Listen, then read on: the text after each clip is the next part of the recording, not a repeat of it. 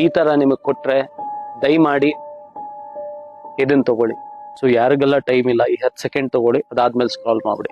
ವಿಷಯ ಇಷ್ಟೇ. ಸೊ ನಿಮಗೆ ಡಿಹೈಡ್ರೇಟ್ ಆದಾಗ ORS ಅಂತ ಏನ್ ಕೊಡ್ತೀವಿ ಅದ್ರ ಬದಲು ಈ ORSL ಅನ್ನೋ ಒಂದು ಪ್ರಾಡಕ್ಟ್ ನ ಯೂಸ್ ಮಾಡಬೇಡಿ. So these both are completely different. Corporate greed ಇಂದ ತುಂಬಲಾದ ಮೆಡಿಕಲ್ ಫೀಲ್ಡ್ ಅಲ್ಲಿ ಇವತ್ತು ಒಬ್ಬರನ್ನ ದೇವ್ರು ಅಂತ ಹೇಳ್ತೀವಿ ಅಂದ್ರೆ then it should be this lady. Her name is Dr. Shivaranjani Santosh, pediatrician. We have won it. They cannot sell it from today. It's been 80 years I persisted.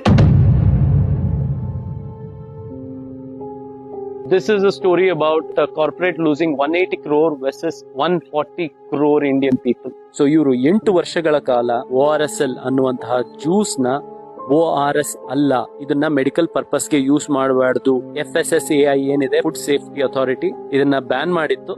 But ORSL company ಏನಿದೆ ಅದು ಕೋರ್ಟ್ಗೆ ಹೋಗ್ತಿ, ಆದ್ರೆ ನಿನ್ನ ತೀರ್ಮಾನ ಮೆಟ್ಲಲ್ಲಿ ನಾನು ಮಾಡ್ತೀನಿ. ಕೋರ್ಟಿಗೆ ಹೋಗಿ ಆ ಬ್ಯಾನ್ ನ ರಿಮೂವ್ ಮಾಡಿಸಿ ನಾವಿನ್ನ 180 ಕ್ರೋರ್ ವರ್ತ್ ಪ್ರಾಡಕ್ಟ್ ಏನಿದೆ ಅದು ಇನ್ನ ಮಾರ್ಕೆಟ್ ಅಲ್ಲೇ ಇದೆ. ಸೊ ನಮಗೆ 180 ಕ್ರೋರ್ ಲಾಸ್ ಆಗುತ್ತೆ ಅಂತ ಕೋರ್ಟ್ ಅಲ್ಲಿ ರಿಕ್ವೆಸ್ಟ್ ಮಾಡಿದಾಗ ಕೋರ್ಟ್ ಏನ್ ಮಾಡಿದೆ, ನೀವು ಅದನ್ನ ಸೇಲ್ ಮಾಡಬಹುದು ಅಂತ ಬ್ಯಾನ್ ನ ಲಿಫ್ಟ್ ಮಾಡಿದೆ.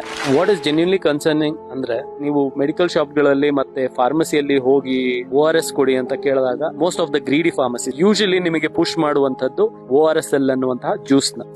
ಈ ತರ ನಿಮಗೆ ಕೊಟ್ರೆ ದಯಮಾಡಿ ಇದನ್ನ ತಗೊಳ್ಳಿ. ಸೊ ಯಾರಿಗೆಲ್ಲ ಟೈಮ್ ಇಲ್ಲ ಈ 10 ಸೆಕೆಂಡ್ ತಗೊಳ್ಳಿ.